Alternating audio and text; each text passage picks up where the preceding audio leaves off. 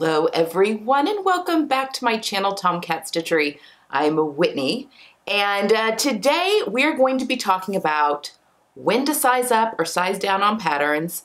We're going to talk a little bit about designees and how to use that, how to create maybe oversized things since that seems to be a trend right now, when and how to do that. We're just going to be talking all things about kind of picking sizes-ish in today's video. But before we get into that, I have some housekeeping that I want to do here real quick. Okay, number one, today's Love Notions Feature Friday. Today's Friday, so Love Notions Feature Friday pattern is the Terra tunic. Folks, this is a fantastic tunic pattern. It has 6 neckline options. It was just released, it was just like redone last year, I think it was. I was one of the testers for that. So now it has the full bust front. It comes in the full size range. Again, 6 different necklines. It is a beautiful pattern and it can easily be hacked back and forth with the Tessa sheath dress. So if you wanted to use any of those necklines over on the Tessa, it's a pretty easy hack. And I think Elsa is on the blog for how to do a split cowl hack on the Terra tunic. It's gorgeous. I saw a picture of it. Absolutely beautiful. So definitely head over there to see that if you want to. But yes, $5 today only. You can use my code TOM10 for an additional 10% off that sale price. So you don't want to miss that one. It is a fantastic Feature Friday pattern. And it's a really good one. It's a really good one. A really good basic. With again, all the, excuse me, all the different options. Allergies have been kicking my rump. My body does not know what to do with all these rapid weather changes. Okay, so that is point number one. Point number two, I have a quick, it's a quick update, but a wonderful update about my mom. I just want to really quickly tell you, so last week she had her, she had her final chemo appointment a couple weeks ago, and so last week she had her appointment with her doctor, and she is officially in remission. So we are keeping an eye for sleeper cancer cells that, with the type of cancer that she had for the next couple years, but most of those usually pop up between the 2 to 3 year mark after going into remission. So we're going to keep an eye on that, obviously. But anyway, she's officially in remission, and she does have a round of I don't think it's a chemo drug. I think it's something different. It's like a much smaller thing that she has to do for the next 15 months where she goes in every 3 weeks, and it's an injection of some sort. She still has her port in and all that. But anyway, prayers were answered. I just want to thank, I know she was on a lot of prayer lists with you guys, and words cannot express how thankful I am for you guys doing that. It has been a crazy, how old has it been? 6 months? 7 months? Since finding, 6 months probably, since all of this has kind of happened and hit the fan. So I just really want to thank you all from the bottom of my heart for all the kind words, the messages, and the prayers. It has meant a lot. So she's actually going to be on the channel here soon. I've made a sew the look for her, so you'll be able to see her here fairly soon. So stay tuned for that. Okay, and then the last little housekeeping thing I wanted to talk about is, in case you missed Tuesday, which my big announcement, I have released a digital class, and I am going to be doing on Sunday, instead of a video, I'm going to be doing a live Q&A here on YouTube at 4 p.m. Eastern Standard Time. Don't forget that if you are in the US, your clocks are going to spring forward Saturday night. So you just want to make sure that that is on the correct time zone, because that does happen. Actually, I have a soccer game I have to go to at 8 o'clock in the morning that morning for a tournament that my son is in. So I may be looking a little tired at this live Q&A, but I think it'll be great for people to ask any questions that you have or want me to clarify anything and that sort of thing. And I did want to say, I totally didn't mention in the original video what the dates of the class were. You know, I even had an outline I was working off of. So class officially, the cart is open from now until March 17th. So it closes at midnight on March 17th. So all day March 17th up until midnight, the cart is open. And then on March 20th, which is a Monday, the first module will drop. Now, when you can go into your class now and actually see a welcome module that I already have up there, kind of how to use the site and all that kind of stuff. But the first actual teaching module will drop on March 20th of 2023, and then it is each subsequent Monday another module drops. Once a module has dropped, it's there forever. So you have access to it forever. And then there'll be live Q&As and all that jazz that happen that week, each week. And those are gonna, I mean, maybe I'll come up with an actual day. I just wanted to see what my class roster looked like and what kind of time zones we were dealing with so that I could make sure that, you know, if I moved it around some, that gives the most people possible chances to see things live as opposed to having to watch those recorded at a later date, which is an option as well. So the class runs from March the 20th, 2023, and then the last module drops, so module 6 drops on April 24th, 2023, with the class closing on the 28th. And by closing, I mean that's just access to the community that stops at that point. You still have access to all of the modules, all the resource center, all of the PDFs, all of the videos, all of the worksheets, all that stuff you have access to for life. It's just the community where the interactions with all the students and stuff, that closes on the 28th, which is a Friday. So hopefully that kind of just gives some general answers to questions. And again, the cart is open until the 17th. I'll leave a link down below if you wanted to go have a look and at more details if this is something that you're like, oh, I've not heard of this. Anyway, got all that down there. Okay. I think that's it. I think that's all the housekeeping things that I needed to put out here. So let's talk about when we're wanting to size up or size down on a pattern, how we make that determination, and then if we are wanting to do something a little more form-fitting or a little more oversized, when and how we go about doing that. Okay. Okay, so the first thing, let me define really quickly what ease is. So ease is the difference between your body measurement and the measurement of the garment, which can be circumference or also vertical. So like I'm wearing a jumpsuit today, there's ease in the crotch of this so that I can bend over and stand up and stuff and not cut myself in half. So ease is, there's two types of ease. There is wearing ease, which this is the ease that's just necessary for moving around. So you have ease in a skin tight sheath dress, just as much as you have ease in an oversized, you know, men's style button-up shirt. But wearing ease is just the ease that is the bare minimum that you need to be able to move your arms and move around and comfortably get from point A to point B. Design ease is then ease that's built in on top of that for the design, such as a fitted sheath dress is going to have less design ease than a men's oversized shirt dress. Okay, so just so we can define those two things and know what those mean. So that is something that I always look at. So when you're looking at finished pattern or finished garment measurements, which a lot of the pattern companies are putting. Now, the big four still don't put it on their envelopes, although I think the Know Me patterns now have it, but you can have access to those finished garment measurements on the actual tissue pattern pieces.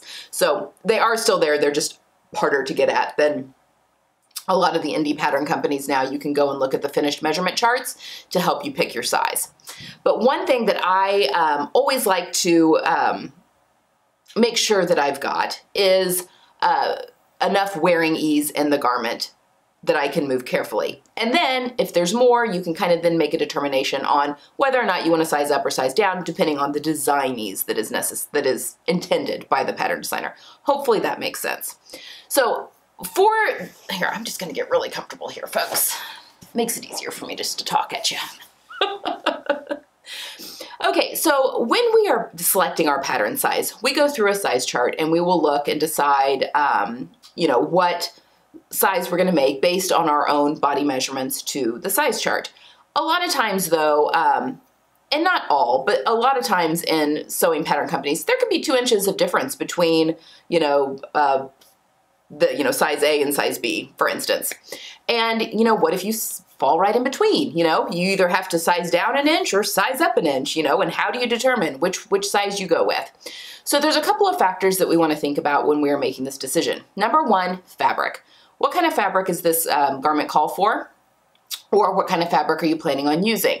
For instance, if this is a pant pattern that is using Ponte is an option, or you could also use a stretch woven maybe. my suggestion, you're gonna have to take in your stretch percentage there. If you're using a ponte that has more, which will typically have more stretch than a stretch woven, you're probably gonna wanna size down if you're in between those two sizes, because you want the pattern, the pants are meant to fit tightly and you want that to hug your body better. But if you're using a fabric with a little less stretch, even if within the stretch percentage, requirement, you may want to size up, because you know that this pattern, this fabric has, only 5% stretch, whereas your ponte has 25%. So definitely take into consideration fabric that you're using. Obviously things with stretch in it play a bigger part here than maybe wovens, because wovens are just, they are what they are. So the next thing you're going to want to look at, if you're trying to decide between if I want to size up or size down, is let's look at the designees of the piece. And some of this comes down to just personal preference. So when you're picking your size and you're trying to decide if you want to go up or down, let's look at the type of garment. If you're making a, I don't know, something similar to like the Cadence sheath dress, or is that what it's called? The Cadence shift dress from Love Notions. It's just a very simple woven t-shirt and or dress pattern, but it's a little more fitted through the bust and the shoulders and the arms and that sort of thing. So if I'm making a garment like that, that's meant to have a little bit less ease, I'm going to want to look probably at, sizing down. But we also don't want the garment to be too tight. So this is when we're going to go and look at our finished garment measurements to see which one we might prefer doing. So for the tighter fitting garments, I would then go down to your finished measurements and look, and I would just want to make sure that I have at least 2 inches of ease at the bust. I want at least 1.5 inches ease in my bicep.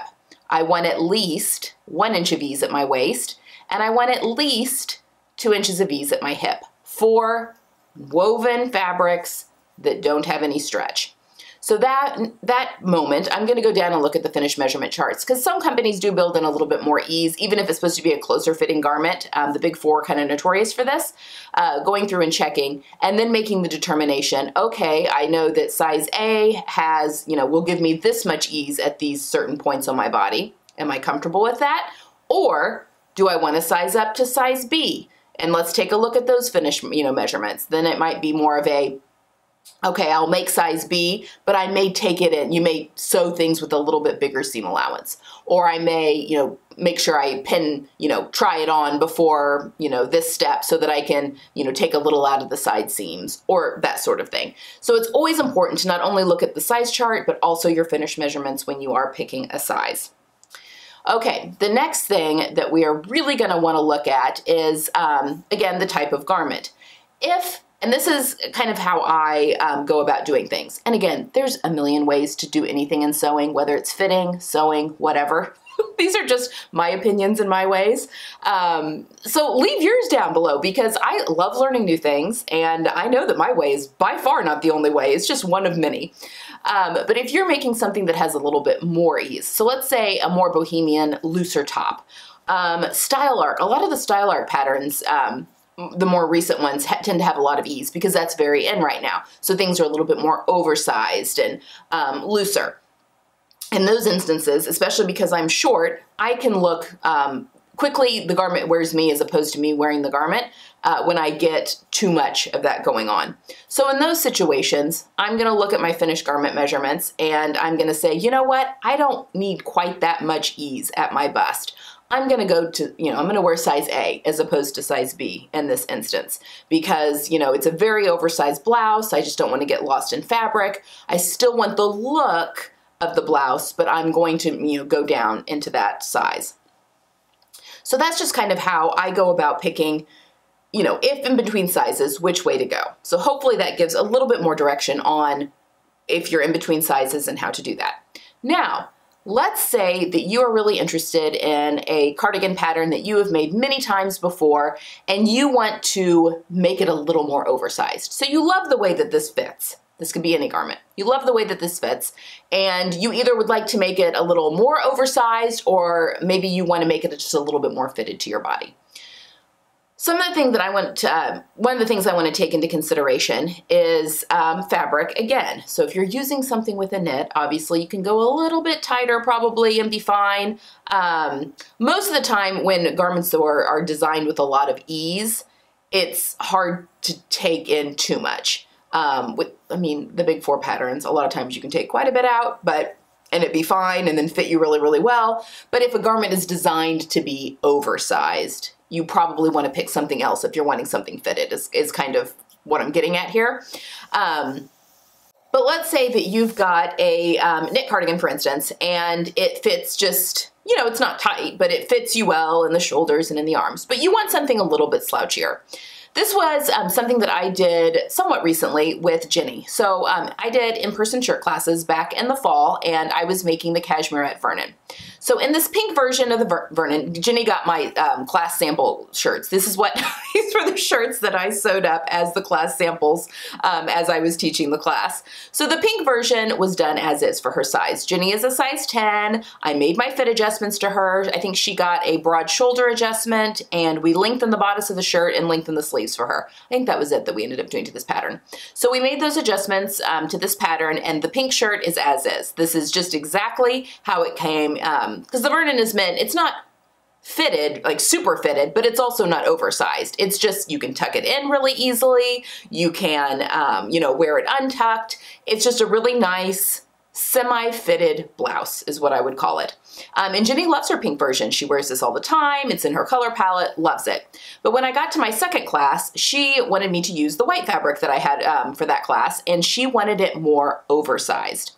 So here's an instance where we've taken a semi-fitted garment, and she wanted it just to be a little bit fuller, a little bit, bigger in the body and bigger in the arms. And we did the other collar for the white one.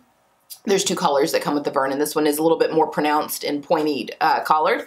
So this is the one that she wanted to be just a little bit more. And the only thing I did to this pattern was I added 1/2 inch seam allowance on all underarm seams and side seams. So that gave her a full extra 2 inches around the body. So I was adding 1/2 inch on each side of the front, 1/2 inch on each side of the back, and then I added 1/2 inch on each side of the sleeve to give it a little bit fuller sleeve. So what this did was it left the shoulders right where they were, so she didn't get swamped and get overwhelmed with her shoulders. It left the lengths of everything the same. So now she didn't get, super long sleeves or a bodice that was way too long for her. The sleeves still hit where she wanted, the bodice still hit where she wanted. But by increasing that seam allowance at the, because you were going all the way, the whole side seam, so that increases there at the underarm. It gives her more room in the armpit because we've added an extra inch at the sleeve and an extra inch on each side. 2 inches around the whole thing, but an extra inch on each side, so an extra inch on the sleeve. So it gave it a bigger sleeve, gave it a bigger, side seam, gave it a little bit more of a boxier feel.